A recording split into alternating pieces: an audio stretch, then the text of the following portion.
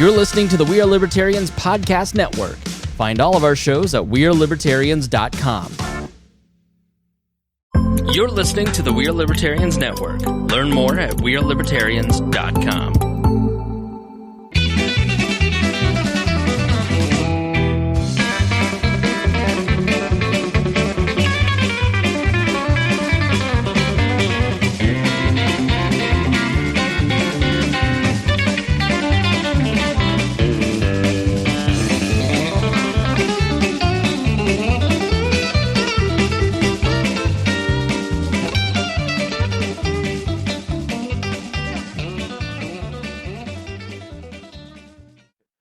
Welcome to the Boss Hog of Liberty podcast. This is episode number 413 of East Central's favorite podcast.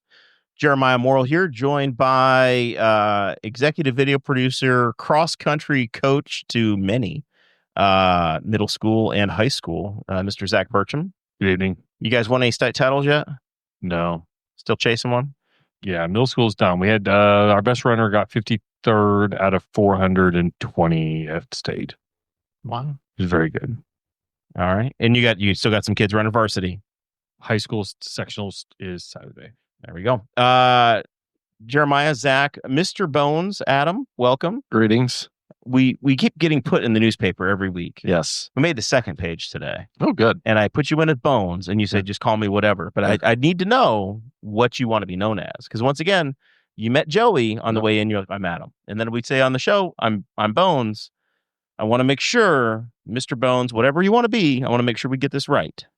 Because this is starting to feel permanent. If you listen to Patreon, we have a long runway ahead of us. Yes. We'll stick with Mr. Bones. All right, Mr. Bones, you're co-hosting. Okay. What are we planning today?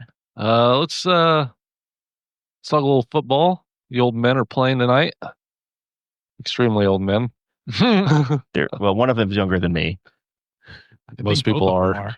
I don't know about Aaron Rodgers. He probably is too. Turns 42 in November. Not that I would know. Or nerd. I'm a fan. Yeah. All right. Yep. I'm older than both. We got some IndyCar news. And then we got local news with the IU down there. Paper is gone haywall. The IU newspaper, and there's also some other story about Kurt Signitti that broke today too. Yes. They're not replacing him with Bill Belichick. They're not. That's what we got. This show's about our lives in rural Indiana. We're here to push your boundaries and make you think as individuals. Sometimes we'll provoke you, other times we'll make you laugh, but hopefully you'll always learn something new. If you are a donor at any level on the Patreon side, you get 15, 20, 25 minutes of bonus content each and every week.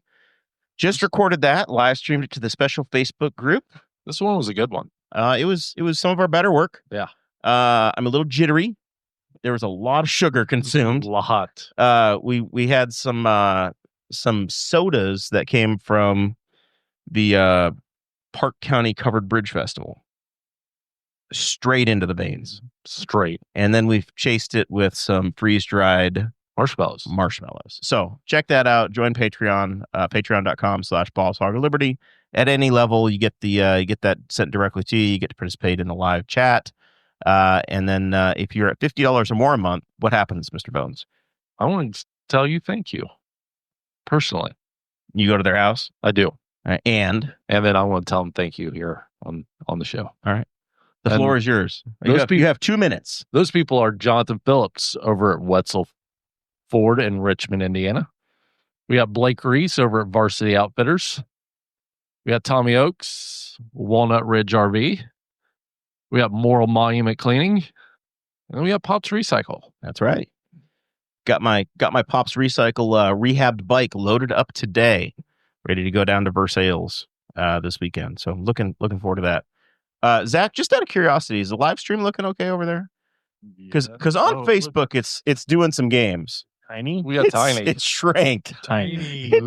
It's like picture-in-picture mode, just in case. Hey, you got it back. I did not. I don't know what he did, but it looks much better than it did a moment ago. Tiny. On the 55-inch screen, it was going to look like the little 3.5-inch postage stamp thing in the corner. You had to push the button to switch it. It's doing weird things. All right. Our big guest tonight is Joey Mulinaro. Welcome back. You're in your black and gold. We said, hey, Joey, let's pick a night. What makes sense? I threw out some dates, and then you chose Steelers Bengals Thursday night. So we get to enjoy a Steelers game, at least in the back end of the show. Yeah. With Joey. You are decked out head to toe. Yep. For those that don't know, I don't know how it's possible, but you are the Steelers fan for Central Indiana. I would say so. I think that's fair to take that claim. Yeah. You're wearing the long sleeves, but you've got the tattoos. Sure do. Yeah, I'll pull it up prove for it. everybody. Yeah, for the stream right there. Is there the Super Bowls left? People ask, why do you get it at that location? Because I'm leaving room for hopefully one day we can get it all the way up to the shoulder. So I got all the tattoos on, all the Super Bowls on me right there, and it's a big part of my life. Obviously, that's a big deal. That's awesome, and obviously you've had the opportunity to be a part of a bunch of stuff with the Steelers, and as my life has taken me out to Pittsburgh, you've been my little I check in and ask for advice about the town and things. Yeah, where you been out there? There's an episode I talked about. I tried the public transit. I've been staying down like closer to the Three Rivers Park. Okay. So staying downtown. Yep. And then I took a train, and I said, total accident, wound up on a streetcar in the middle of absolutely nowhere, near Mount Washington, maybe. Oh, you were up high. Yeah, I was up Mount high. Washington, yeah. It did not go well. I had no money. It's tough terrain out there. I didn't plan well. I was supposed to go through a tunnel. The tunnel was down for maintenance, and all of a sudden I was on a streetcar down in the middle of the city. Going down down a street in the middle. I went outside of a zone I wasn't supposed to. I thought I was on a free train. I wasn't on a free train. Traumatic experience. I think it cost me $7. There was no machine to take money. Nobody would talk to me. It was a whole thing. Have you done the incline? I've not yet done the vernacular incline. Oh no. Whatever. We just call it the incline. The incline. Yeah. On Mount Washington. Yeah. So the hotel I stay at, I look at and I see it. It's right there outside my hotel. It's really cool. I know this is a Eastern Indiana podcast, but if you ever make it out to Pittsburgh, it is really, really cool to stay in Mount Washington. So that's Pittsburgh, obviously very hilly, a lot of terrain out there, and it's really the city is. You're like, where the hell is it? You're driving in, and it's like Siri says I'm going to be here in 2.5 minutes. But there's just trees and mountains around. And then all of a sudden you go through a tunnel, and then boom, you're just on a bridge. Yeah, you're on a bridge, and then there's the city. So Mount Washington, you stay on that. You're way up above, overlooking the entire city. It's very scenic, very, very cool. I highly recommend. Nice little fun neighborhood up there too. Yeah. So while we're on the subject, Pittsburgh, Midwest town, or is it East Coast, or where does it fit? I consider it way more. They speak way more of our language than like Philly people. I think I've spent a lot of time with. If I get assigned to sales territory, I invest. Like I figure it out. I know Kentucky inside and out, and now I've started to learn this about Pittsburgh too. And I look into the cities. I research the hell out of it. I think it's the city where all three cultures come together: East Coast, the South, and the Midwest all meet right there. Yep, that's fair. I think that's what it is. Because that West Virginia base is real, and those guys are the South, and they're right there. Yep. And then you've got the Midwestern sensibilities, but you've also got the East Coast attitude. Okay, that's fair. That's fair. Yeah, that's the way. I've been in the market for 6 months. It's weird in geographic terms. Where do you fit in at? I bet they would ask. I bet they would just say they're Pittsburgh. That's one thing I bet they don't want to. I bet they don't want to apply. They don't want to be associated with any other group. They're like, we're tougher than Midwesterners. We're more blue collar than the East Coast, and we're smarter than the South, probably, or something. Yep. Like they're just a tick off better than everybody around them in a weird way because of combining their culture. At least we're not Cleveland, right? Yeah, absolutely. That'll get you a few cheers and a wave of a terrible towel out there. It's like, they are like a kind of a confluence of culture. So it's like, I bet they're just like, we're a little different than all of them. We're a mix. Yeah. They just like to say we're Western PA. Yeah. I mean, that's their land. That's where they are. They don't. I think Zach, you nailed it. They don't really consider themselves to be Midwestern or East Coast. They're just Pittsburgh. Got their identity. Really, it is a fantastic city. I'm really looking forward to bringing Sarah out there at some point and getting to do more than just call on contractors and do that stuff. Really, really neat town. Architecture is top tier. Like it's right there with Chicago, it's gotta be Manhattan, friggin' heaven for you. You go down through there, and between the bridges and the tall structures, the city that it's the closest to me is New York City, as far as the architecture goes. Like it's right there. Interesting. In the experiencing the downtown area. Yeah. But it's a Midwestern New York City, Manhattan. And that's where a lot of the money was made that went out east to build Philly and Boston and New York City. You go there to sell steel to the Steel City? Yes. I was going to say. Ironic. Yeah. Holy shit. It's great. It's great. Different steel. Different steel. This is not where we're supposed to be going, but we'll go there. They don't like concrete as much, right? My steel goes in concrete. Oh yeah, they want exposed. They want exposed. They want the steel doing the work. So if you look at a lot of the bridges they have out there, they don't do what we do in Cincinnati or Indianapolis or Louisville or even in Cleveland, where we have a lot of concrete structures. They have the exposed steel bridges or whatever. So it is a different approach and a different design as to what they do. But they're build a water treatment plant, we're still using concrete for it. So some of the stuff that's buried in the ground, they don't care. So it's there's still opportunities, but it is a different style city. All right, let's talk about Joey. Hey, so Steelers stuff. Yeah, you have this year. You got you launched a new podcast, which I thought was really cool. For Pete's sake, yeah, you're doing the coaches show. Yeah, at Purdue. Essentially, yeah, that's what it is. Me and Rob Blackman, he's a longtime play-by-play voice for football and men's basketball up there. What a guy. I love this guy. He's so fun to work with. And I feel like we got a nice little tandem, a little rat-a-tat chemistry that we've been able to develop fairly quickly. He's just a good dude. But essentially, that's what it is, man. We, the coaches just didn't really want to do the coaches shows anymore because you think back to what they were, and some of them still exist, but you got to go out to a local bar, and then you got your townies in there, and they're coming and they want to interact with the coach, and you get people calling in. It's the same 3 people calling in, and it just, Bobby and West Lafayette doesn't think they should have been running the 3-4. Exactly. And so when they decided, hey, the coaches really don't want to do this, they pivoted, I'll say, to a more modern, I'll say, digital approach, and made a podcast with a YouTube show. And I was lucky enough to get the call somehow. As not a alum of Purdue University, but just a fan who's kind of literally married my way into it. I was able to get the call. Left his way to the top. Yeah, that's right. Yeah. How's that for not dipping the pen in company ink? Yeah. Yeah. So it's been a blast. We started in August, and we've been covering football, and then we just had our men's and women's hoops preview show that dropped literally as today. It came out today. So talked to Matt Painter, Katie Geralds, to get an outlook on what should be a pretty awesome season. Matt Painter is a local East Central Indiana guy. Went to Delta, I think, from Yorktown. A lot more to talk about on the Purdue basketball side right now. Preseason number 1. There's a couple other Indiana college teams that are probably taking more of attention right now than our Boilers. We're rebuilding. Yeah. Rebuilding. But an exciting year ahead for those guys. Speaking of those guys, these guys. Yeah, that's another show I do. So if you're a Boilermaker, if you're West Lafayette, if you're rock the black and gold like I do, Pete's sake, it's every 2 weeks right now. I think maybe during the hoop season we'll get it up to once a week. So you get all your whole fill. It's the official podcast of Purdue Athletics. So you get updates on at least everything that's going on. But we know the deal. We definitely hone in on how do I diplomatically say this? The revenue sports. Sure. Yeah. Hone in on those, and then we get access of, like we have Coach Barry Odom every week. We have one of the primetime players every week. We have Coach Painter, hopefully during the season, every week or every other week.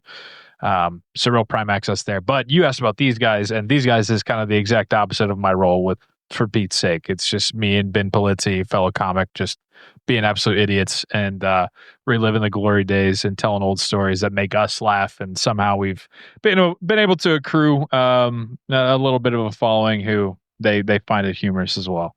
So it's been a lot of fun. A lot of reminiscing about high school football. Yeah, we like and living the a lot of starter jacket talk. Yeah, I mean, look, me and Ben, we grew up the same way. Just Catholic Southside kids, and going to Catholic schools, and so it's amazing. The older you get, you realize, yes, the world is very big, but it's also very small. And there's people all over the country, all over the place that even if we're talking about a very specific story from us playing high school football or CYO football, if we just speak true to it and tell our story and we're laughing about it, people everywhere can relate to something, whether it's, oh, I mean, I played for a coach that was like that, or I remember a team mom that was like that, or I remember being in 6th grade and I was really trying to show out for the girl who was cheering on my CYO cheer team. You know, they're as big as the world is, it is also very small, and so that's where me and Ben kind of find our little corner of entertainment and the world, and people have been able to come along with us as they see us and they say, oh wait, those guys do those videos and we've seen them, and oh wait, now they're here and they're talking about their time growing up, as Catholic kids playing football and being idiots, and surprisingly, a good amount of people have been able to relate to it. When you do those shows, are you just making little notes to yourself when you remind yourself of a story that you turn back into one of your shorts on TikTok? Well, or that's Instagram? It's so it feels like that. It's almost complementary to that, where you all of a sudden the coaching video comes out, right? Yeah, I'm glad you said that, because it really, like, when me and Ben, because we've done stuff together forever, it feels like forever now, almost 10 years at this point. But when we restarted doing this show together, we're like, we just want this to be essentially like an hour of just two guys getting together, basically what our writing sessions would look like when we're brainstorming, bouncing ideas off each other. We want it to be that, because then that's always where we came up with our best stuff and had the most fun, is we'd be up in his apartment and we'd be like, all right, what do we want to do for this? And we'd be boom, bouncing ideas off each other. And then we'd eventually stumble onto something. And so that's what we wanted. Like, because beforehand, when we did other shows together and everything, we would try to really try to make it very segmented, or get guests, and there's definitely a place for that in every single show, like the show you have, like a show I have with Purdue. But this one that we did, we were like, we just want to basically just have it be turn on the mics and have my buddy turn on the mics and have it be a writing session between two comics, and just wherever we stumble upon that week, as long as it's us trying to come up with the funniest possible thing that we think that we're talking about, then we feel like we'll enjoy it. One, will make us keep doing it. Two, but then three, other people hopefully get in on it. And so we've steadily been building. We're not at 400. We're at 155, I think we've been doing it. And Ben has had, we would be closer to 400, but Ben's got to go off and star in reality television 3 different times. So when he does that, we got to put the show on hiatus. All right. So because of Ben Polizzi, I watched F-Boy Island. Uh-huh. And because the algorithms think that I'm a fan of this stuff now. He is. All right, guys. He is. I'm scrolling and the most unhinged shit will come up. Yeah. And it's Ben. And I sent this one to you and you did not reply a bit at all. Do you DM me? Is because you DM me I think on TikTok? I've learned to text you. I will text something, because I think I looked it up on YouTube. There was this 45-minute of Ben getting oiled up on some dating show on YouTube. I was like, oh my God. You didn't watch and apparently it? He won. You didn't watch it on your wife's profile just to ruin her algorithm? I don't think because I'll get sometimes emails, Jeremiah Morrell message you on TikTok. I don't ever check any of my notifications on TikTok, but if you text me, I I'll texted it to you. Yeah. Maybe I was just I don't really know how to. You were probably dealing with 2 kids, or you're like, I can't explain it either. Well, yeah, I have nothing to respond to this. Oiled up Ben, how you gonna explain it? It was the stuff he gets into never ceases to amaze me. Now he's 3 reality shows in. He's got 1 million followers plus on both TikTok and Instagram. I think close to 1 million subscribers on YouTube. He's in LA. That's where he lives now. And so he's just in this wild world, completely opposite of me, of my Tuesday nights are going on a walk with the 2 dogs and the kids and trying to make them dinner so they don't yell at me, and then just trying not to get literally shit on while I'm trying to get them in the bath. And then Ben is meeting up with other influencers on a Tuesday to take his shirt off and get oiled up and blind date people and eat fried chicken lifting weights. Yeah, it really is like we've kind of talked about. My managers even talked about like there's definitely kind of like a yin and yang odd couple to you and Ben, because quite literally our lives couldn't be any more opposite. Besides the fact that once a week for an hour or an hour and a half, we get together and try to make each other laugh. I like that you make him get on the Spirit Airlines flight that'll fly back to the show each time. Oh, no. That is fully him, brother. This guy is insane. Literally, if I text him with a good idea on a Monday night, hey, this sketch I think would be really good. Think about it. And if he really likes it, I would not put it past him to literally be like, yeah, I just booked my flight to Indy. I'm coming home tomorrow. I'll be there for like 3 days. And he'll figure out something to do during that time when we're not doing what we need to do.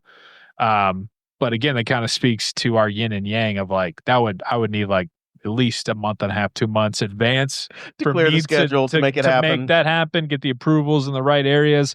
And then he's just like, yeah, no, I can do whatever the hell I want. That's how he likes it. Works out for him. It's perfect. Unless he's embargoed and in Puerto Vallarta doing a reality TV show or whatever. Puerto Vallarta, that's actually the place that I would. Did you know that? Is that why you poured that out? No. Okay. I was gonna say, so honestly, I was gonna say Cabo, and I said everybody says Cabo, so I'll go up the West Coast. No, wait, you know what? It was Puerto Aventuras. That's what I knew. I'm talking about the only time that I've been out of the country, and to Mexico, and that's where I went. We're gonna have Puerto to send you. Aventuras. Gonna have to send you to more spots in Mexico. I've been to all the tourist cruise ports in Mexico that they safely go to now. Yeah, I don't think anybody goes to Acapulco anymore on purpose, but on porpoise. Porpoise. That reminds me of the Amy Bradley documentary. You check that out? You seen that on Netflix? Zach? No. Like, really? Is this the girl that went missing on a cruise ship? Oh, yeah. On a cruise ship. You guys are you're big. We were big close cruisers. We were close to pulling the trigger to go with you. We're big cruisers. We do 1 or 2 a year. And I'm tough to abduct. Okay, I'm pretty big. There's a lot lower hanging. Not quiet. All right. No, I'm a giant pain in the ass. I'm hard to carry. I'm not as concerned. He's gonna bitch about you the whole time. I'm gonna make notes. This is gonna be great for Patreon. Gonna have a whole list of things. Yep. What are you guys doing on Thursday? Yeah. When this is all wrapped up, can you fly to Indianapolis? Yeah. I need you on a Thursday night. Yeah. It's you were talking cruises, and so I had to get your opinion on Amy Bradley, but nobody's here seen it. So maybe chat if you've seen the Amy Bradley documentary. She out there, or she not? Yeah, I don't know. I've heard, so I consume content that has been talking about it a little bit, but I can't say that I'm totally tuned in. We have our streaming stuff in cycles, Joey. So like we'll have a season with Netflix or a season with Apple TV. When Ted Lasso comes back out, we'll be there. Right now, only Murders in the Building is on, so we got Hulu. So we'll do Netflix again at some point. I'm pretty surprised they have. I guess I'm not too surprised if it's successful. They're going to keep going, but like this is season 6. They're all going to die. Like Martin Short is 78 years old or whatever the hell it is. You mean really die? Yeah, like not just in the show. They're not going to kill him off to end the show? No. That's where I thought you were going. Well, maybe a tragic elevator accident. They're all aging out. Yeah. He'll be written out of the show after he really dies. Are you telling me you stop subscription services after your show's done? So I will cancel a bunch of services. That's yes. And then when there's a pain point, we'll put them back on. But I will cancel a bunch. And then once there's a complaint from inside of the household or an annoyance of, hey, we needed this, then it'll turn back on. They're not lifetime commitments. They're all month to month. Okay. Wow. So I don't need Apple TV. Does anybody else do this? No. Like we don't have Disney Plus right now. I'm still rocking a cell phone, like an old cell phone, because if I upgraded through Verizon, I would lose my plan, and my plan's got free Disney Plus, Hulu, and ESPN Plus, which I never use the ESPN or the Hulu, but I like my Disney Plus. We've got YouTube TV. We have Prime. We have Hulu. Those are these are non-negotiables. These are all in the plan. And then we have our phone plan comes with HBO Max or Go or HBO, whatever the hell it is. So we got like 5 of these services. We're good. I don't need. If we need the other ones, we'll add them. But whatever. But those 5 stay permanently. Those Hulu comes and goes. We sign up for Hulu like on Black Friday every year for $2. I have a spreadsheet of all of my aliases for Hulu. Of what I've used, because this has gone on for like 6 years in a row. We won't go into this in full detail, but the complicated nature of Jeremiah's finances are beyond description. Like, he's got spreadsheets and he moves the money around. Like, he at some point he's just going to get investigated just because they can't believe that he goes to the complexity that he does to manage his own finances. Yeah. Between you talking about the off-kilter motorhome and you with your finances, dude. He's got like multiple banks, multiple accounts. He's moving stuff around. I got at least $20 in every bank in town. I think bandwidth is the phrase my wife uses a lot. I don't have the bandwidth. As a coach, I use that phrase a lot about this low bandwidth, high bandwidth. Like, yeah, he's got more bandwidth for that stuff. He'll describe how this all works. I'm just like, I'm the kind of guy who just wants to set stuff on automatic and just forget about it. Like, I don't have time to mess with it. See, that's what kind of coming full circle here on these guys. I have high bandwidth to be able to talk about NFL players from 2001, and that's where my mental capacity and space goes. All your effort is on knowing that Drew Bledsoe played from 94 to 03. Mm-hmm. Yep, for the Patriots and the Bills. Sure. And like the week after 9/11 is when he went down and Tom Brady came back in and never looked back. You know, like, that is where my brain goes, not to the Excel spreadsheets of, you want to get Excel spreadsheets out of the Pro Football Reference by Joey.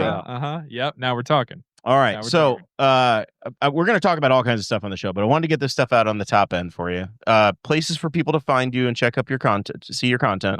Yep. Your regular releases on the TikTok. Yep. On the IG. Any of the three majors, I guess you'd say, three majors for,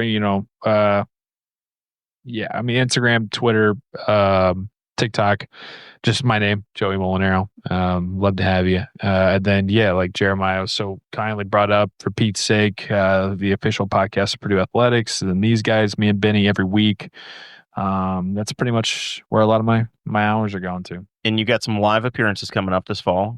Yeah, very excited. These guys live. We did our first one last year in Indianapolis, downtown Indy at Helium, like the week before Christmas. It was a live show, really just like an excuse for everybody to get together and hang out and party and have some fun, hopefully some laughs. And it was a great time in downtown Indy. It was our first one. And then this year we're going to Chicago. We're going to Zanies in Chicago, downtown, a little bit on the north end of downtown, but still downtown Chicago, pretty much between Wrigley and the heart of the city. It's just down from Second City. Yep. Just down the street from Second City. So we'll be at Zanies 12/22. So 3 days before Christmas, just kicking off we call the fakest week of the year, where, even if you're in the office, you're not doing jack. Except for nice. Except for this guy, UPS driver in the crowd. All right, well, he's gonna disappear in November, and once his body recovers in January, he'll come back. All right, Bones is about ready to go on hiatus. Won't see you at the show, but that's okay. No, you're doing the Lord's work. He's being Santa Claus. There. Yep. 12/22. What Lord is this? What Lord's word? Yeah. What Lord am I doing? Yeah. Lord, well, could be. It's non-denominational. Non-denominational. It's not a church I want to go to ever again. And then 12/12, Friday, December 12th, second year of Indy Unites for St. Jude. It's just a night of entertainment and fun that I host. I hosted last year and teamed up with St. Jude, Indiana's St. Jude chapter, and all the money fundraised from that. Ticket sales, drinks, everything. There'll be a silent auction. All goes to St. Jude Children's Research Hospital. So last year we raised like close to $25,000 for the night. Hoping to be bigger or better. There will be guests. Those are TBA to be announced. Still getting some loose ends together there on that front, but that's at Broad Ripple at Turntable. So Broad Ripple right next to the Vogue. We did at the Vogue last year. Great venue. I've done a couple events at the Vogue. Love the Vogue. It's great. But they purchased the spot right next to them. It's Turntable, what used to be Crackers Comedy Club. Upstairs. Yep, upstairs. And they turned it into another event space. And so we kind of just envision a little bit more of a intimate type setting instead of the boat can hold the grand hall 500, 600 people or whatever. We were like, hey, you know what? Let's do turntable, like make it a little bit more intimate, and get hopefully 200 or so people in there. So that's tickets aren't on sale yet for that, but that is the date. Tickets are on sale for 12/22. Zanies, these guys in Chicago. Tickets are not on sale yet for Indy Unites for St. Jude on Friday, December 12th in Broad Ripple, but should be coming relatively soon. I'm excited. Well, once those the tickets go on sale for the Indy one, we'll make sure we share that. Thanks, side buddy. here. Yeah, appreciate it. There should be. I mean, last year we did it. We had Quentin Nelson from the Colts, James Hinchcliffe, Colton Herta, I think who else?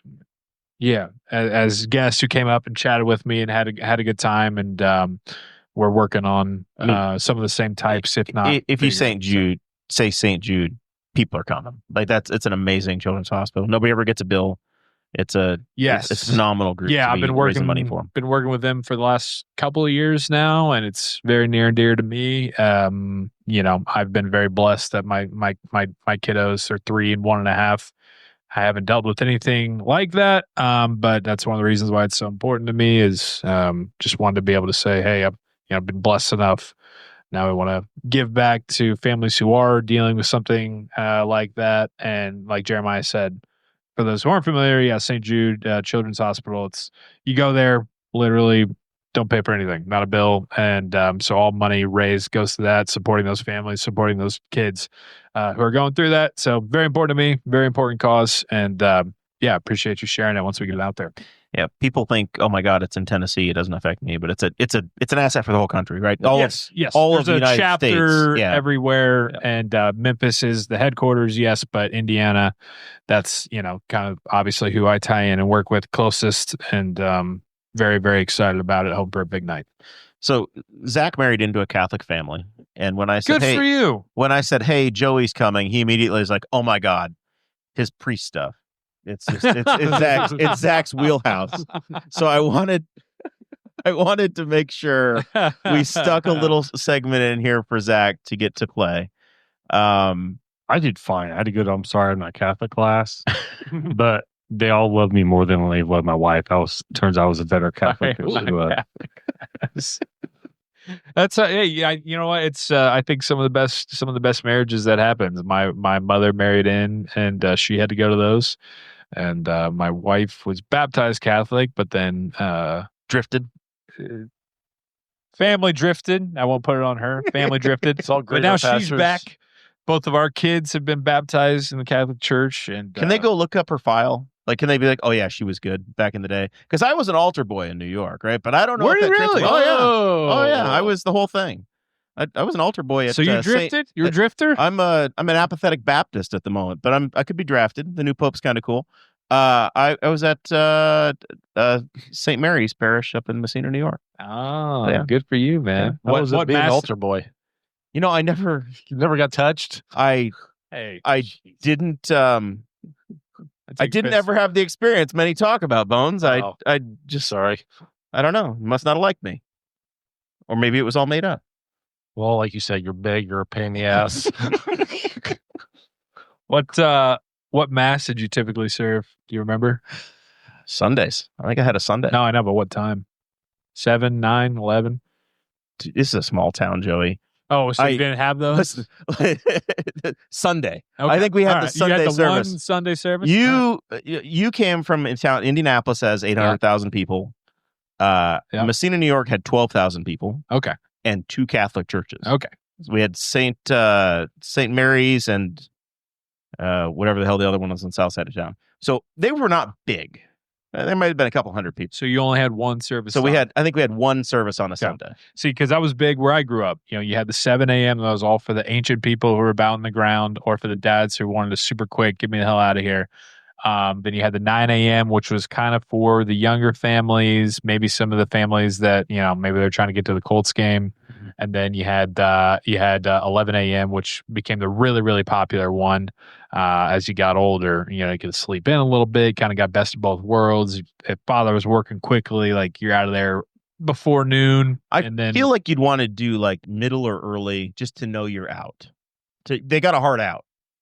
If you go to the late afternoon, and Catholic Church is a little different because you're regimented and you're in and out. But in the non-denominational and Baptist world, 2:00, like things could really run over. Oh man, no, we gotta schedule on this stuff. It's all really what it comes down to is how long does Father's homily want to be?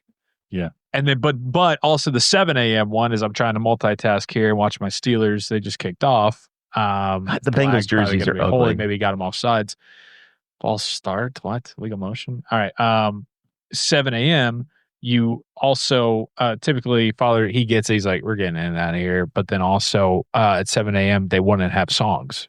They would just go straight from one boom, boom, boom, boom to the other. Probably out like 35 minutes. Oh yeah, exactly. And so that's I got credit for going to church and I can move on with my life. That's all you gotta do. And I have friends, dads, who they'll go to 7 a.m. mass on the daily. They're like the drunkest dudes I know, but they're just the classic Catholic. Like they want to get in. They want to get in, get out, say, I'm sorry, move on. Yep. Exactly. That's fair. Yep. That seems Do fair. they get communion every day then? Yep. That's how they're starting off the day then. Mm-hmm. Yep. First drink's a blessing. That's a little hair of the dog. So yeah, our little town had Sacred Heart Church, which is on the south side, and that was like an old ornate like brick building. And then I went to St. Mary's, which was a newer, more modern, the modern one. But I don't think it had the history and the legacy. Sacred Heart's pretty strong. I think wherever you go, you're in the Sacred Heart. That's been there for a while. Yeah, our local Catholic Church does a Saturday evening mass, and then I think they're doing 9 or 10 o'clock now. When before it was 8 and 8 a.m. But they only could do the one because let's go. He's got the first down Steelers. the priest Rogers the DJ. Come on. The priest would do like multiple churches, so he'd have to bug out as soon as he was done and move on. He was buzzing out of there. Yeah, he was going to like Nicetown or wherever. He's like 2 or 3 churches under to do. So yeah, they would kind of that's one and done. Funny. No, I've never heard of that. You would have if the 9 a.m. went kind of long, you'd have maybe some early old people drifters to 11 a.m. where you'd have the crossover kind of coming. But that's the closest thing that I've been to or been around that. Yeah. So we did get the Chicago Pope this year.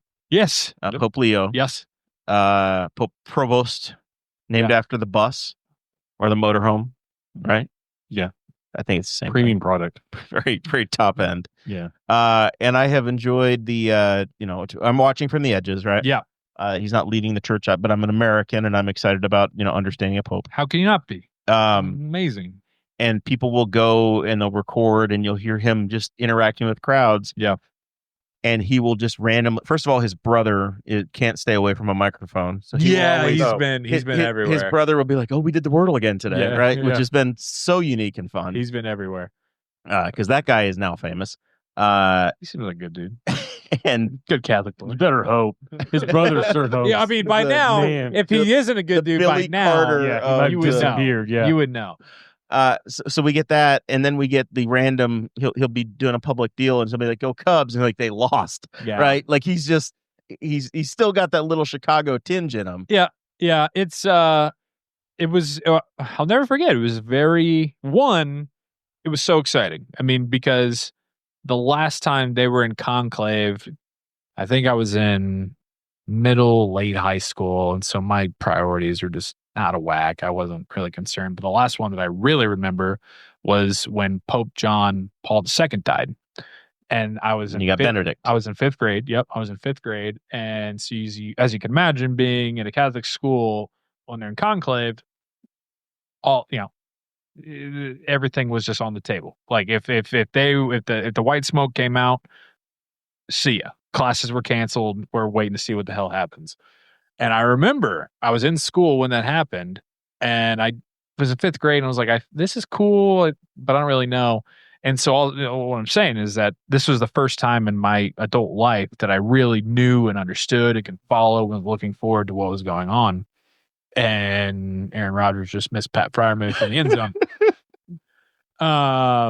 Sounds a lot like it was Cubs. The Reds.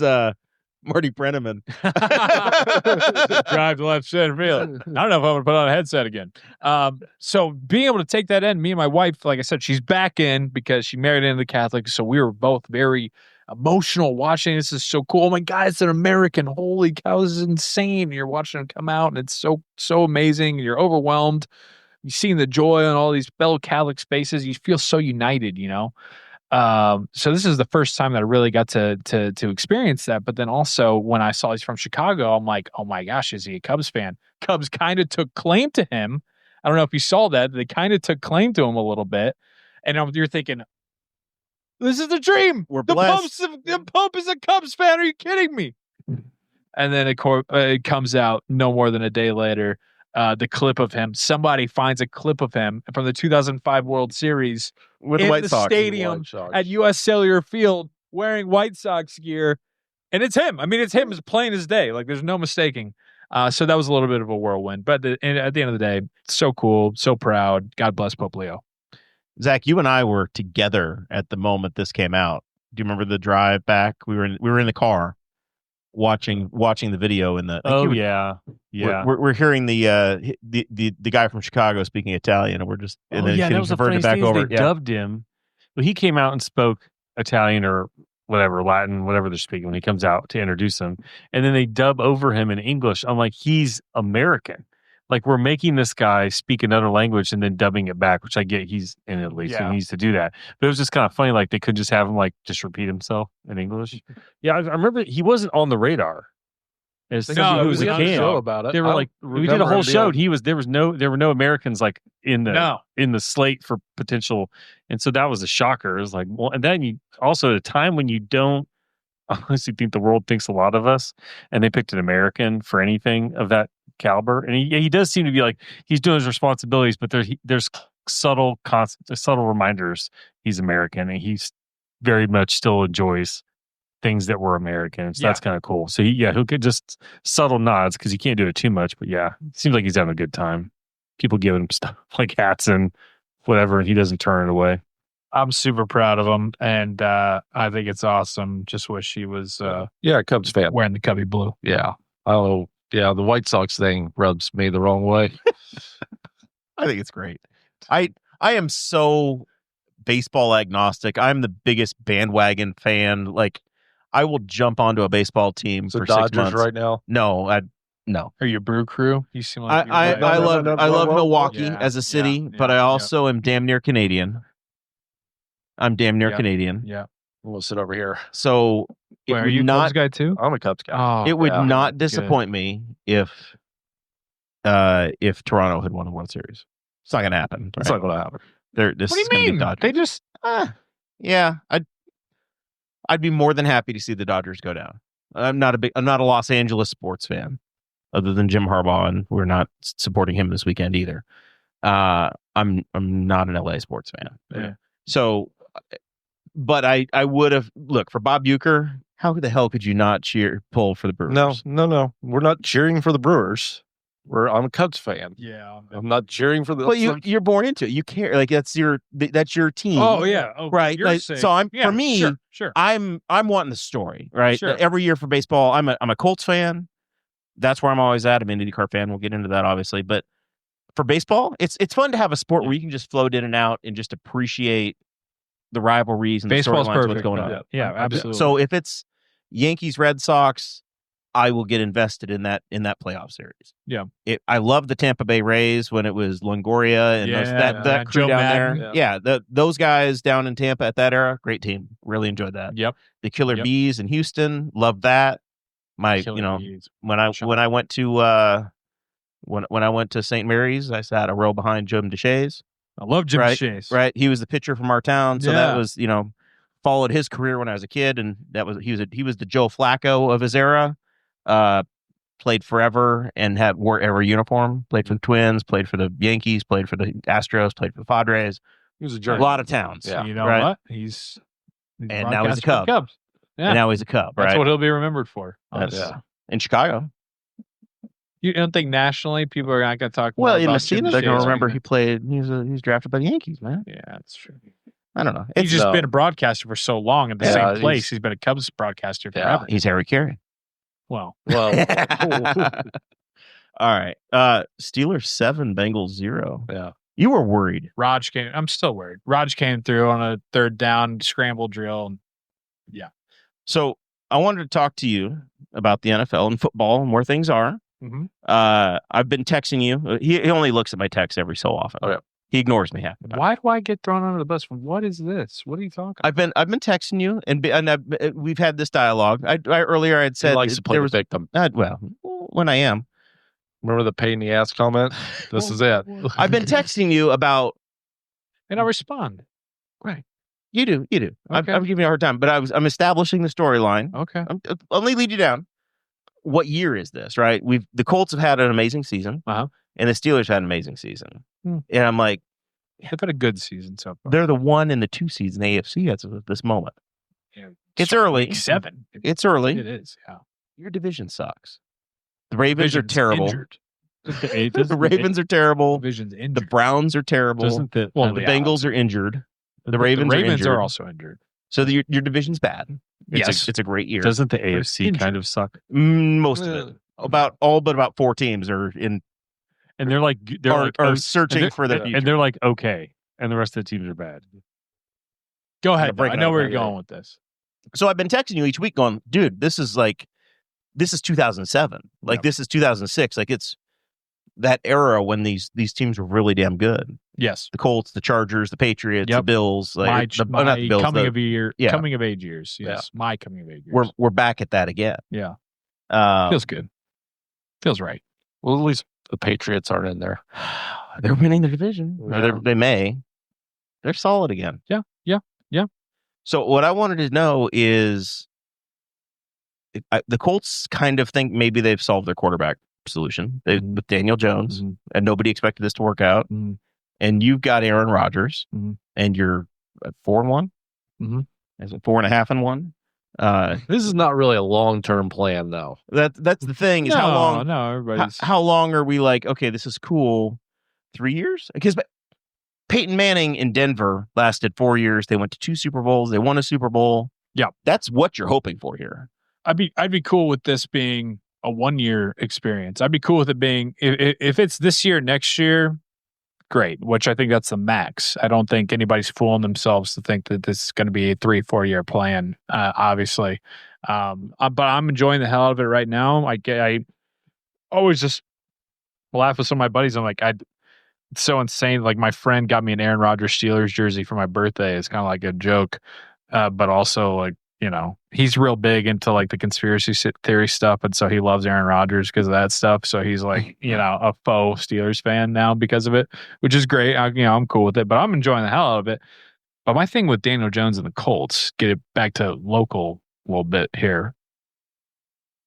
My thing with Daniel Jones and the Colts is that they are going to be fine because of the play caller and the coach that Daniel Jones plays for. Like Jim Bob Cooter. Oh, yeah.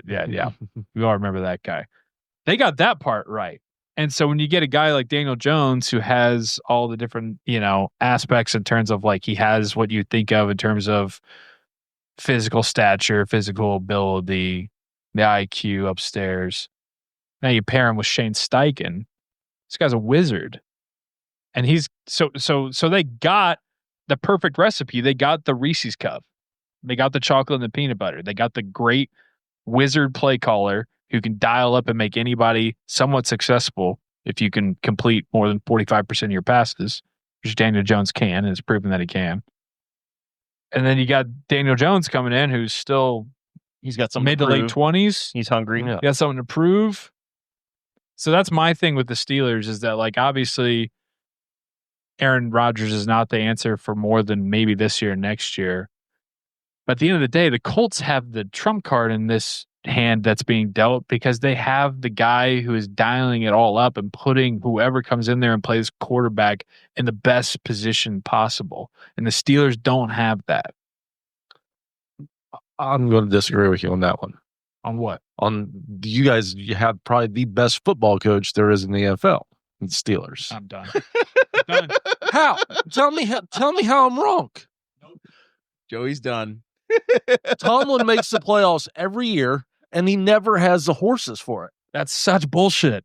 What do you mean he never has the horses for it? He has the best defensive players at all three levels for the last 6 years. Has the most expensive defense the last 6 years. He has offensive-wise? He has plenty of playmakers on offense. When he did have the horses, he had Big Ben Roethlisberger, Antonio Brown, Le'Veon Bell, all in their prime. Gets beat by the Jacksonville Jaguars, gives up 45 points in the first round of the playoffs. Guy sucks. The guy should be gone. He should have been gone 6 years ago. If Mike McCarthy, once every 2 to 3 decades, you change coaches. Mike McCarthy has a better record and the same amount of Super Bowls as Mike Tomlin. Mike McCarthy got made fun of and booted out of the last 2 jobs because Mike McCarthy looks like a gym teacher at Newcastle High School. I knew this would push some of my buttons. That is such a lame national narrative. Well, he never had a losing season and he's always there around. Yeah, the guy has no plan. Hasn't won a playoff game since I think the first Trump administration. No, he hasn't won a playoff game since the Obama administration. We haven't been since the Obama administration in Indianapolis. That's man. true. Yeah, we're in a drought, and you got the guy would be Lions. Fired at any other organization that he coached for. He just so happened to fall upon the organization that prides itself more on doing things the way that they think they want to do it and they should do it, rather than the way that everybody else and what you should be doing. They pride themselves on saying, well, we know better and we're going to do it our way, rather than just saying, hey, you know what? It's probably getting a little stale. Should probably shake things up every 2 decades. The Detroit Lions fired Jim Caldwell and got shit on for 7 years after it because they weren't at the top of the charts. I feel like I was ready for the Colts to clean house last year, right? I was so damn tired of Chris Ballard. That was pretty crazy. Right. And you know, he's the guy that I think he's on his 3rd head coach. And you're like, Jesus, man, it was time to move on. You seem rudderless. And then all of a sudden this year, the damn thing worked. You know, they've been building and building and building. And you find Daniel Jones and Steichen's got a few years under his belt. And all of a sudden it's finally working. I was not one for the patience myself, but then you look and you go, oh, I guess it did finally work off. His 10-year plan worked. Okay, is it a patience thing or is it a luck thing? This is a patience thing. That we got lucky at the end of it with Jones. Because the Jones thing though feels like, and this is a Colts don't ever really compared to the Patriots, like a Tom Brady and Bill Belichick thing. Like, was Tom Brady ever going to be great with just any team? You don't know, but was it him? He won a Super Bowl in Tampa. Yeah, with a team that was kind of, but he got good he was a backup. Nobody thought he was going to be anything. Guy gets hurt. Jones was a backup and was just brought in to put pressure. Jones was a top 6 pick, top 4 pick, whatever it was. I mean, he was a top NFL pick. Nobody was picking him to be the starting quarterback in the preseason. He was brought in to put pressure on, I forgot the guy who tried to blind himself last week. Yeah, Richardson. So I wonder if it's just one of those things where, like, that wasn't I don't think it was their master plan to put him in there. Their master plan was for him to motivate Richardson to be better. And then he drops in. It's like, oh, wait, he's not fantastic, but he's good enough and he works the system that they've got in place well enough that he's successful and the team's successful. But I don't give Ballard the credit to think that this was his master plan. If we're going to bring this guy in, he's going to get us out from under Richards. I don't think any of it's been his master plan since the day that Andrew Luck abruptly retired. Yeah. But at the same time, like, signing Daniel Jones to a $14 million deal, that's a lot of money for a guy that you think is just going to try to challenge your I got a feeling he's going to be making $30 million next year. Yeah. And I hope he's wearing blue and white to do it. Yeah. I was just giving you a hard time. I was being dramatic for effect to get up there with the Tomlin walk away. It's just, I've heard that for so long, dude. Have people tell me how lucky I am that Mike Tomlin's my coach. I'm like, let me show you something how lucky I am. Well, isn't there kind of like there's this wasteland in the NFL where you either want to be very good or you want to be terrible. But a lot of these teams kind of wallow around 500 and they don't get any good draft picks. They just kind of sit there because they can't draft the talent they need to get a lot better. Well, yeah, and that's where we are. And then people go, well, you have to look at what he's dealt with. But then you don't realize, because that's all people from the outside, and somebody like myself who follows it as closely as I do, you don't realize that Mike Tomlin is the one who's making all the decisions about people they draft and who they sign and who they bring in. So this is the hand that he dealt himself. This isn't just him, oh, well, I took 4 months off in the offseason. Well, this is what I got to work with. Well, I'm going to make it work, like all the national media and everybody wants to say it is. No, that's not how it is. He knows what he's signing up for. He's the one who signs off on the damn things. It's a quarterback league, and that's what you see in Indianapolis and everywhere else. If your quarterback gets hurt, you're screwed. Bengals are starting Joe Flacco. The Colts could not solve this since Luck retired in whatever it was, 2018, whatever that year was. 2019. Yeah. And on my bachelor party. We've spent 6 seasons trying to figure out how the hell they're going to fix this, and then magically you hit on the guy and it works out. The rest of the teams are all pretty close, right? You get a really good tight end. You got a running back that's good. You've been drafting linemen, and the quarterback is the position that matters. When you've got one, you're good, and you're a 10-win team. When you don't, you're a 5-win team. Everybody gets fired. Yeah, the craziest stat in the NFL is that Brian Callahan got fired this week. Yeah, so that is the 4th consecutive year that the head coach has been fired for the top draft pick. That the first quarterback taken, their head coach gets fired year 1. It's almost like 4 years in a row. It's almost like in college when a head coach gets hired under an old regime, and then a new regime comes in, and then that regime wants, even if that coach has had some success, that coach wants, or that AD wants to have their guy and their say, and exactly. So they fire that coach, and then they hire the coach that they want to have.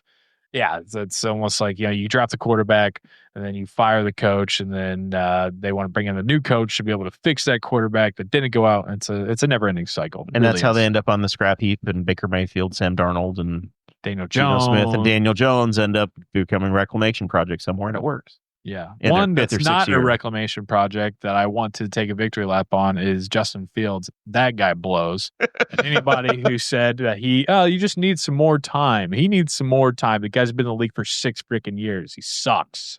Let's just chalk it up to what it is. All right. Good guy. Don't have anything against him personally. But what I have against him personally is when I wear an Aaron Rodgers jersey in my Uber ride home, and the Uber driver wants to then lecture me about how, well, I think you guys made a mistake getting rid of Justin Fields. Oh, really? How's it turn out in New York? Negative 10 yards in London. Yeah. Yeah. The guy sucks. All right. Let's move on to something else, because I'm obviously very fired up. IU football. Oh, perfect. Yeah, I wore my crimson. I wore my crimson. There was another coach firing, and it made Kurt Cignetti rich today. Richer than he was. Penn State fired their coach. Mm-hmm. They were a game away from making the national championship last year. Not a game, like a play. They lost 3 Big Ten games in a row, and they fired him. Yeah, see ya. Fired him. After a month of non-performance, he's out of work. Nice little payday. $50 million he's going to get paid whether he gets another job or not. Yeah. Good work for him. I did see, though, that he has to, I don't know how they keep tabs on this, but he has to search for another job. Did you see this? Yeah, he has to go try to work somewhere. It's like when you file for unemployment. It's like unemployment insurance. Yeah. So he can go coach Ball State. Okay. For $500,000 a year. And then they discount that money that Ball State pays him, or that Marion pays him, or whatever college he goes to. So could he volunteer coach he could coach football team? He could coach at New Pal if he wanted to. His contract's to 2029, I thought. That's what I saw. And they will pay the difference. One of my questions I had was, what happens if he goes and be on TV? The medium that counts too. So in this contract, so if he does the TV job, then same deal. Gotcha. So he can go be a media guy if he wants. But I think it'd be much funnier if he went to, Akron. Go take a Mac job. Get everybody really excited. Low stress. Butler's got a football team, don't they? They do. They do. They do. See, they got the guy that was at Ball State. Just is it New? Yeah, Mike New. I think he went doesn't really have to change the colors. He's got all this, all the colors already. It's true. I was on I-75 coming back from Toledo 2 weeks ago, and there's all these billboards about come see our coach. Eddie George is at Bowling Green or whatever. Yeah. Right. Yeah, so just sell the coach. He needs to go to a small school. Yeah. Western Kentucky, wherever. Just I'd love to see him. He'd be on top of take a program at a little tiny school there. and just kill it. Sure. So Signetti's he signed an extension. 8 years, $92 million. Yeah, they'll lock him down. It's like $14 million a year or whatever it's going to be. I think he's third or fourth in the country. I think third. I think Kirby Smart and then Ryan Day and then Kurt Signetti is the ranking there.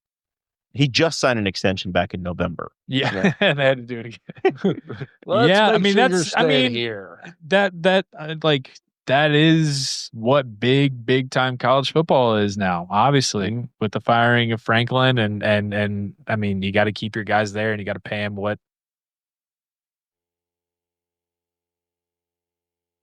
Joe Flacco. Steelers 7, Bengals 0, 1st and 10. I hate Joe for the Joe Flacco led Bengals. Look at this. Do you think he knows what the hell's going on yet? He's been in that uniform for 10 days. Yeah, he knows, hey, throw to number 1 and number 5. Look at this. We got to get pass rush on him. That guy was sitting back there way too long. Good Lord. You're at the bingo bowl. I cannot believe I'm still dealing with Joe Flacco. This is just like a fever dream nightmare, waking up and still this guy, the dump offs. Dropped it. He dropped it. They got the dropsies. For you. When is Joe Flacco drafted? What year was it? Yeah. Is he 07? 2008? Yeah. Yep. He's a rookie in 08. From Delaware. He's a Delaware hen. Went from Pitt to Delaware, transferred out of Pitt. Just go away, dude. Are they even a Division I college there? At Delaware, I think it's like 1 AA. Yeah, it's not top end. It's like the Miami of Ohio. Miami of Ohio. Is that more MAC? Yep. Okay. Yep. But back to Signetti. Yeah, I mean, if IU can't be good at basketball, they got to be good at something.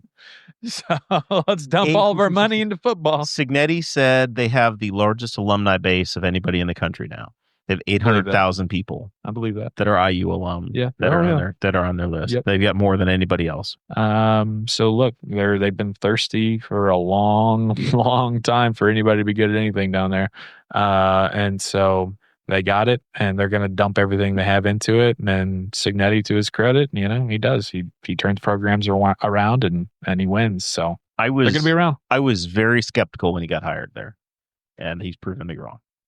Yeah, I thought, so. Dude, you're at IU. Calm down. Yeah, you're talking way too much game. Yeah, and at this point, I don't think anybody can do anything other than say hats off. Yeah, you are killing it, and this is great for Indiana. Indiana sports right now. That people have been realizing that. Yeah, Purdue's number 1. Yep. We had a team in the NBA Finals this year. Yep, we're in the semifinals with a Hurt Fever team. Yep, Notre Dame was right there in football beginning of the year. Mm-hmm. Pretty good. Yeah, no, I mean it. It's just, and I got faith in Barry Odom. I got faith in Coach Odom to get up there and turn Purdue back into, something that isn't just a doormat that it has been the last 2 years because of Ryan Day. So it's a bit of a process. Odom's got a great resume from his time. Is it Nevada? No, UNLV? UNLV. Yeah, he was head coach at Mizzou, and then he bounced around as a coordinator, had a lot of success there, and then went to UNLV and immediately turned them into 10-win teams and then got them to. I mean, he's the real deal. Like he will get them there. It may not be this year, but Purdue football is definitely. I mean, comparative to the last 2 years, good Lord. I mean, it was like the second you went down a touchdown, you're like, well, here it goes. Doors have blown off, and you're going to lose 62-7, which literally 5 or 6 times that did happen last year. And now this year, at least it's we talk with him on For Pete's Sake, and of course he gives a coach's speak. No moral victories and yada yada and everything like that, which he has to do. But then me and Rob look at each other and everybody behind the scenes, and we're like, well, Coach, we will take the moral victories, because when you go into Minnesota and you have a touchdown lead going into the fourth quarter and you're right there, you should have won that game, and you're battling toe to toe with USC and Illinois. That feels a whole hell of a lot better than losing 66-10 than what we had last year. Yes. So it's going to get there. I'm excited to have really good Purdue football again. There's a proud history and a lot of really good memories from Kyle Orton era, from the Drew Brees era, sure. From there's a lot of really cool stuff that's happened over the years. Yep. So it's coming again. And the stadium, I don't know the last time that you guys were up there, but the stadium at Ross-Ade, I mean, the facilities, even the practice facility, the new tiller tunnel they have that the team runs out of. I mean, the stadium from when me and Rye, my wife, were dating and getting engaged there, which was 2017, 2018, to now is just night and day. So, the investment is being made on the facility front and the coach's front. Now it's all just about getting the horses doing in the there. mental math. I think the last time I attended a football game there, 2009. It's been a minute. Oh man, it's been a minute. You won't even recognize it. It was now. Notre Dame beat Boilers last minute up there. Jimmy Clausen hit Kyle Rudolph, I think. I think it's probably 2008, 2009, 2010, something like that. Yeah. It was up at yeah. That one stung a little bit, but I remember that was the game. All right, let's talk some IndyCar. You're a guy that's been known for that in that world as well. Love me some IndyCar. Before we start this, can I say sorry? You're sorry? I have a mea culpa, or sorry, I need to get off my chest. All right. So I was working. Oh, what day did I call you? Tuesday. Tuesday, I was out in the big brown truck. In the big brown truck, Keystone Mall, getting Apple stuff out of the truck to deliver to Apple. And Alex Palou walked by me. And I look at him. He looks at me. I look at him like, I should know you. He looks at me like, you should know who I am. And I don't say a word. I kind of give him the head nod, and he walks away. And I was like, God, I should know him. Man, I should know him. So my next thought was, all right, let's call Jeremiah. I think that was Alex Palou. Not really sure, but let's call Jeremiah and see. Because you think I have a tracker on the man. Chris Spangle would have everybody believing that you do. If there's anybody that's going to know that I can call right now, you're at the top of the list. So I call. I go, I think I just ran to Alex Palou, but I'm not really sure. Does he drive like this such and such car with, such and such logo on it? And he goes, yeah, that was probably him. I was like, oh. I mean, the car is not a stretch. It's the pace car. Yeah. Oh. Well, I don't want to dox a man. Well, everybody knows that when you win the race, they give you the pace car. Okay. So it's fair. You're just driving it up to Keystone on a random day? There was a Tuesday. He went to go get a new iPhone. So I'm just just video of him showing up like Pacers games in it. Like, yeah. But then that got me thinking, this man is the perfect kind of famous. He can walk around Keystone Mall and nobody knows who the hell he is. And he's won Indy 500 champ. He's the best IndyCar driver there is. Was he wearing anything that was racing related? Nope. He was just generic. Generic. That's a wise person. Because if he's wearing the DHL or the Honda stuff, people are going to know. I bet he's learned from Scott Dixon. Because you see Scott Dixon away from the black track. Shirt, black hat. Scott Dixon is black on black on black. Yeah, he's dressed like the Stig, but just a baseball cap. Just generic. Yes. It's not even generic, like nothing. You just no logos on them at all. Even a hat. You're like, everything's just like an LA hat. Yeah, there's But that's the kind of famous you want to be, where you could walk through like a shopping mall or an airport, no one's going to bug you, but I'm big time, but I'm not big time enough where people are stopping me. And that's how you want to kind of live your life. For sure. It was the night of the after the Indy 500. I was with Colton Herta and his girlfriend. I don't think they're engaged. Anyways, we were at Bottle Works, and it was me, Colton, and his girlfriend. And a guy came up to Colton and was like, "Hey man, I would love to buy you beer." And he walked away, and I looked at Colton's girlfriend, and I was like, "Is that weird for you? Like, what do you think about those kind of things?" She goes, "I don't give a shit. He only gets that here." I guess we'd be out in California. Nobody knows who he is. Yeah, nobody has a clue. Yeah. Well, for Colton Herta, that's getting ready to change. Yep. That's true. So anyways, I just wanted to say I'm sorry for not realizing who Alex was after being on the show for. You did realize. Yeah, I think I did realize, but you didn't instantly clock it. But it was. I mean, it was pretty good. You realize you just didn't want to. You don't want to be that guy. I get that a lot. I don't want to be that guy, man. I don't want to be that guy. I'm like, all right, whatever. But It's better than my interaction, my last interaction with Alex Palou. It was at the track this year, and he was out signing by his garage. And I went up to him with my buddy because me and Alex, I've been lucky enough to do some different stuff with Alex. Actually, you hung a banner on the side of the. Yeah, you got some shoes for me, which is amazing. Yep. For my 40th birthday, you hung the banner on the side of the JW Marriott with Alex. So me and Alex are friendly, I'd say at this point. And I was like, he's not going to even clock that because everybody's out there trying to get his autograph, and he's not even going to clock that it's me. And I go up to him and I don't even remember what I said, sub 10 or something like that. And he looked up and goes, "Wow, you have lost weight." And then he ran off to go meet his dad or something. And I was like, "No, I mean, I guess there's worse things." That's what I could say. But thanks for noticing. So now I love Alex. He's awesome. What do we want to talk about with IndyCar? What's going on here? I've had some news. Rinus VeeKay found this is in here for Zach because he's questioned this. Rinus VeeKay had a really good season at Dale Coyne Racing, and back in Nashville, it was I guess September, October, August, whatever. Last week in August. Yeah, it was. He said he's not coming back to Dale Coyne Racing, and it took until October for him to announce that he's moving to Juncos Hollinger Racing. Juncos. Yeah, I still question it. I guess he's getting paid.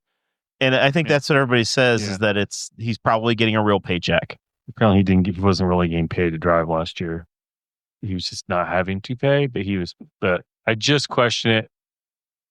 He was doing very, very well at Dale Coyne. He was doing better than Juncos has been doing with pretty good drivers at that team.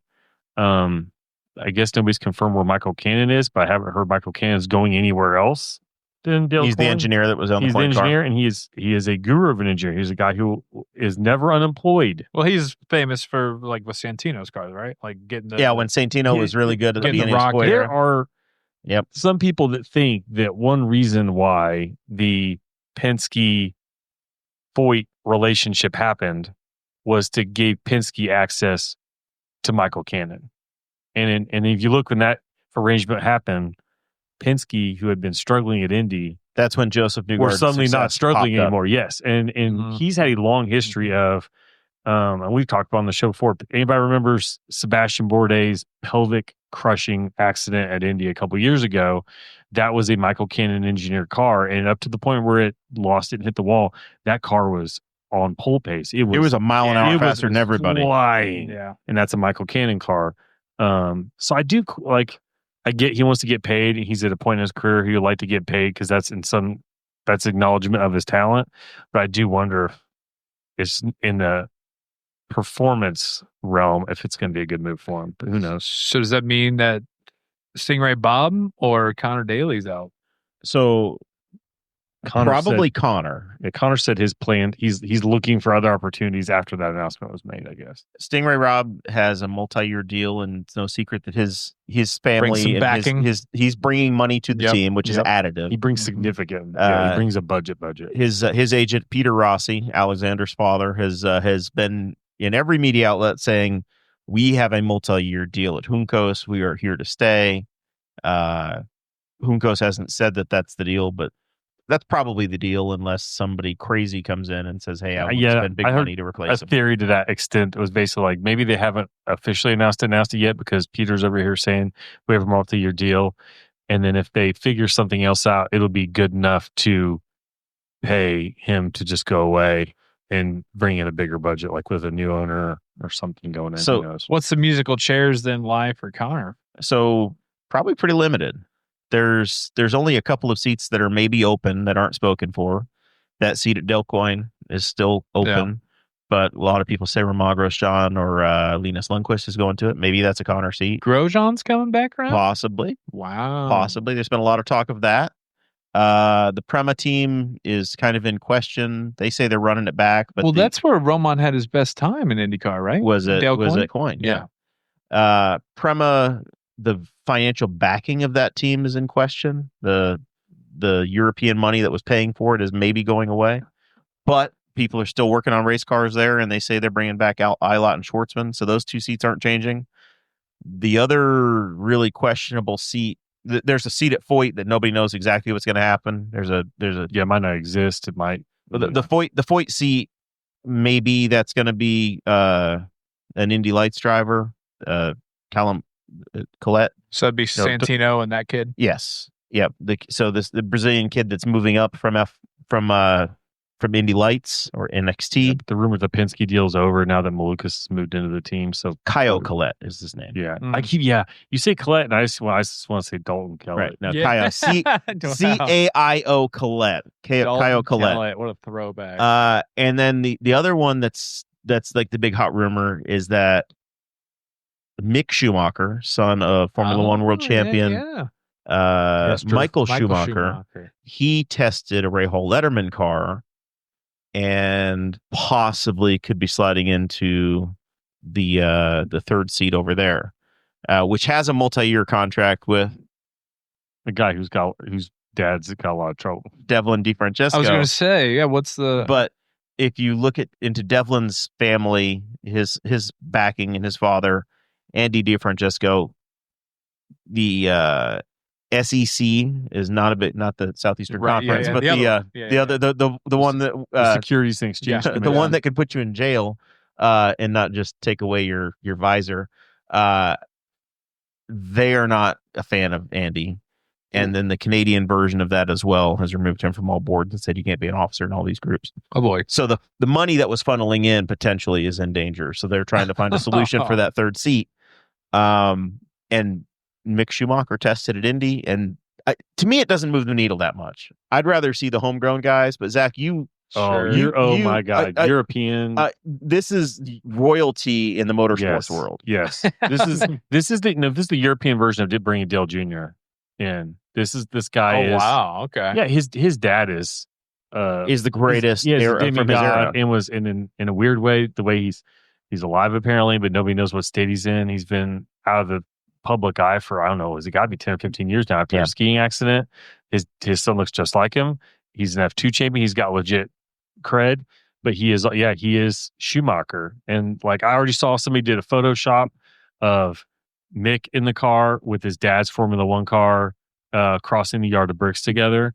Oh, cool. Yeah. His dad is considered not but one of the greatest Formula One drivers ever, and to have him in IndyCar would bring us international attention. It won't move the needle in the United States, but you'll get a chunk of those like Drive to Survive type people, those F1 fans. They'll be like, give it a chance. Yeah, different. Well, and by the way, you're going to get the old F1 people. You're not going to get the new ones. The Drive to Survive people don't know who the hell Michael Schumacher is. He just drove like a couple years ago. He was a full-time Formula One driver. Mick. Mick was, yes. They know who he is, and they know who Michael is, and like they know, like I said, current Cup guys know who Dale Senior is. It's a name, and there's not that many generational Formula One drivers. There are some. It's not like it's super uncommon, but yeah, I think it would bring an international European. I think that Rahal Letterman again, especially with Graham, are very good at selling sponsorships. They don't have a huge issue with that, and they will sell the hell out of Mick Schumacher. Like they will make that sale hard. Okay. So I think he'll be interesting. But like, okay, you think it'd be interesting? I think it'd be interesting just to see. I think he's a good driver. He's a good talent. He liked the car. He says he would do the ovals. A lot of times the European folks come in and they don't want to do it, and they ticked his uncle off because his uncle broke his back in oval turn 1 during a Formula One race, like shattered it, I think. So they're not, the family's not a fan of ovals, but it's an interesting storyline. But I'm neutral on it. I think Zach would appreciate it more than I would. I'd be like, cool, it's another guy. I wish I didn't. But I'm just as happy to get Linus Lundqvist in a damn car, even though it doesnn't move the needle, because I like the guy. Wasn't he like wasn't he the second coming? Like, what the hell happened to that kid? He got squeezed out. There were only so many seats at Ganassi, and that was it. I think he got hosed by the charters. Yeah. Because they were only allowed 3 charters per team, and he was the odd man out. Go for it, Mike. Sorry. Fourth and 1 for the Steelers. 4th and half a yard. They're going to punt team. Nah, he's sitting I had adulting I had to do on Monday. It was a state holiday. If I didn't, I really wanted to go to the track to watch him test. And I really would have gone. And I'm a Rossi fan. I'm an Ed Carpenter fan. I would have gone to see Mick Schumacher. Like I went to the track to see Fernando Alonso, and he's Fernando Alonso. No, but he's 1 degree of separation from a 7-time world champion. I can't even go. Oh, sorry. From the greatest. His dad represents the greatest era of Formula One for a lot of people because it was the V10s. They were screaming like 18,000 RPM and Oops, false start. Now, you lost 5 yards. Okay, so we did a tush push. This is the only time we ever do a tush push. We get a false start. Eagles do it 60 times a game. No flag ever. My ass, dude.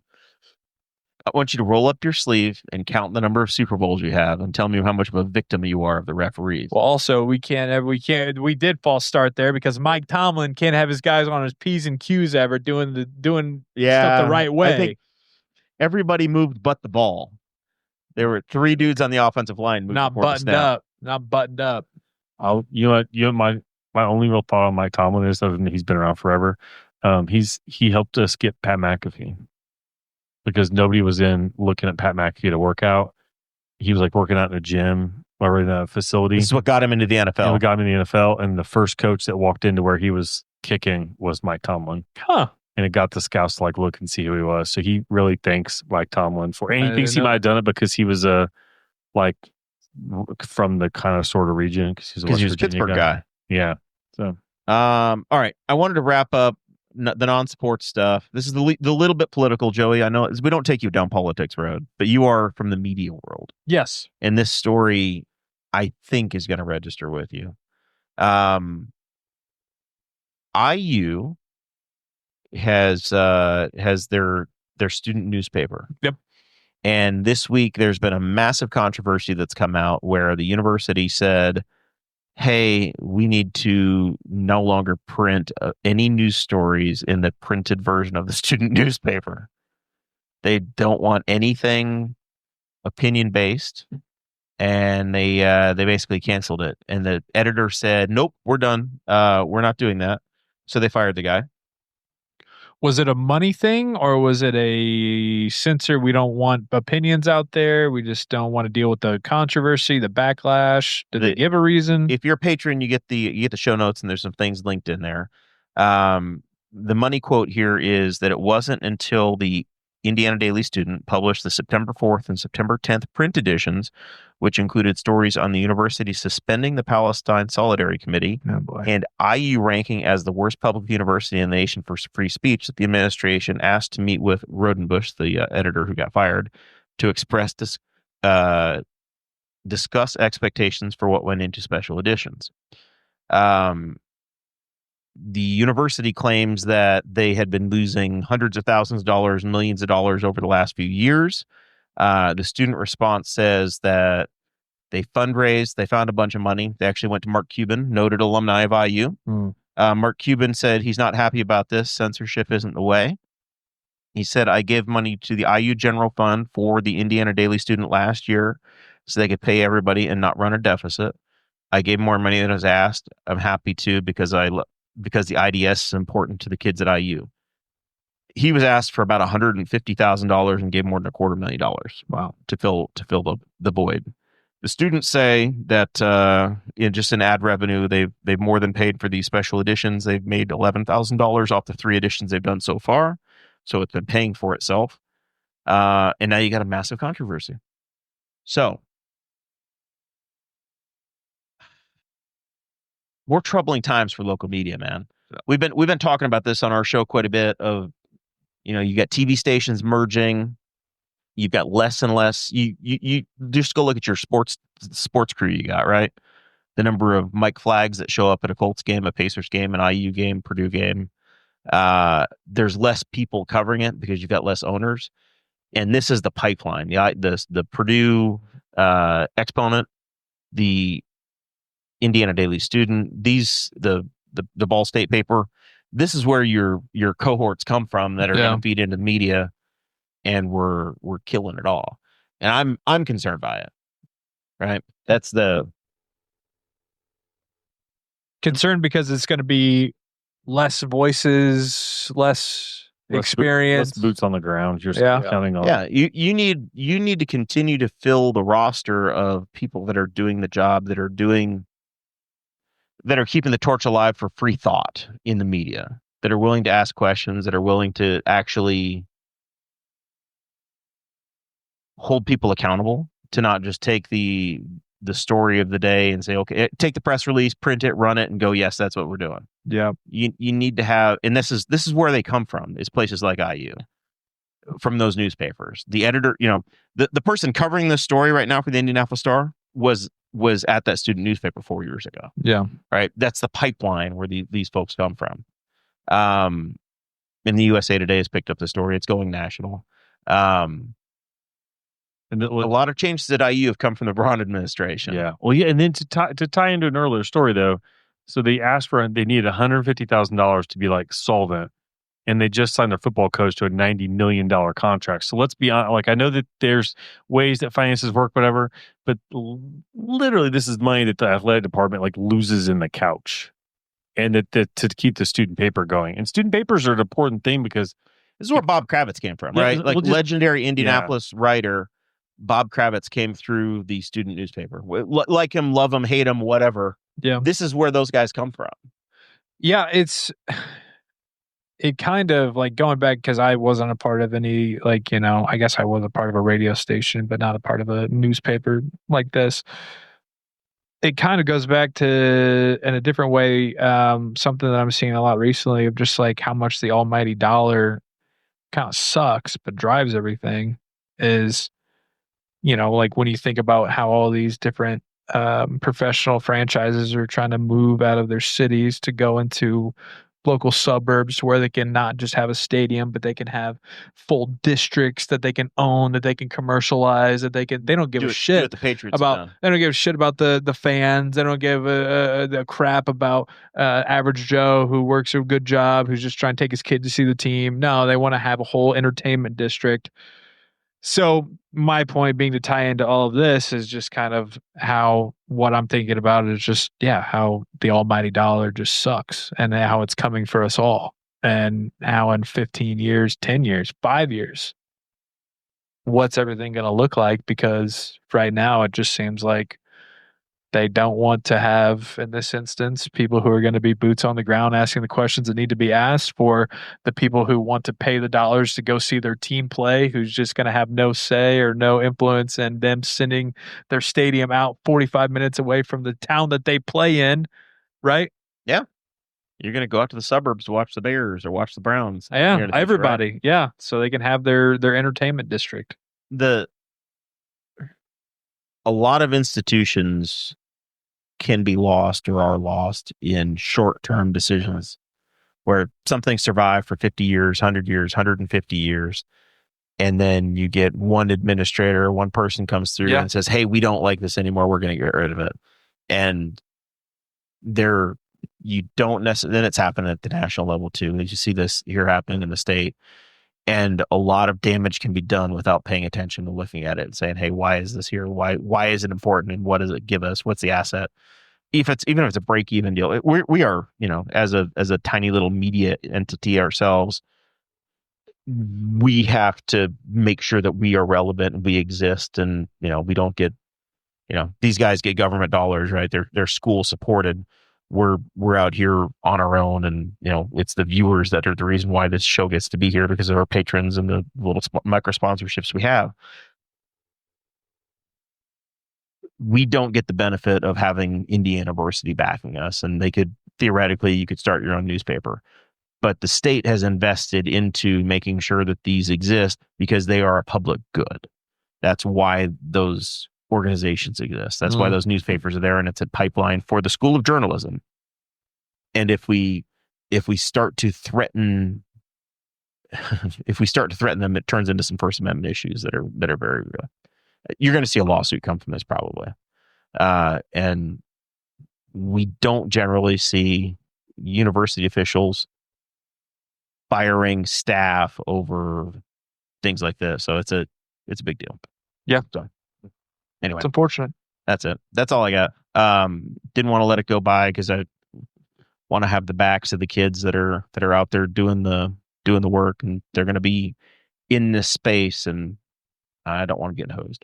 Final thoughts, Zach? Man, I don't know if I have much. That was just fun seeing. Look up Joey's content. Look up Ben's content on social media. I've been shown here. Ben's polite catcalling is one of my favorite things on the internet. And then Joey's stuff about Catholics, his Catholic stuff, it really hits up. Like, I'm not even Catholic. I'm like, April. I tell my wife, look at this, and she gets a laugh out of it. So like, thanks. It is stuff like Joey and I are like kind of from different generations, but his stuff kind of hits home. And I've seen his comedy show before, and he has some brilliant stories on there, and he pulls stuff around. So I posted the link to the tickets to the Chicago show. So if you're able to get there, though it didn't link, but you can copy and paste that into your browser, and I'll take you to where those are. And then, like I said, we'll keep an eye out for the Indianapolis St. Jude show. We'll post that link as well. So thank you, man. Appreciate that. Very good. Thank you. Joey, anything else? We leave anything out? No, I think we covered it all. It's always a blast to come out here, man. And congratulations on locking this place down, and thank you for the invite, because it is good to see you guys when it's not the month of May and you guys are in my backyard. So I appreciate that a lot. But no, final thoughts is besides that is just go Steelers, go Boilers, and let's get some wings if that's still an option. Yeah. All right, cool. We'll do it. Mr. Bones, final thoughts? Nope. Just in the words of Forrest Gump, I got to pee. Well, you drank about 13 Dr. Peppers and Patreon. All right. That's enough of this. Next week, we've got former Representative Tom Saunders will be joining us. So you can look forward to that next Thursday. And we're going to talk. We're going to get back into politics with him. We're going to talk redistricting and some things that have come out of the General Assembly since he's left, and give him a chance to weigh in. So figured it'd be a good opportunity to catch up with our old friend Tom. So with that, we say thank you guys very much. We'll see you next week.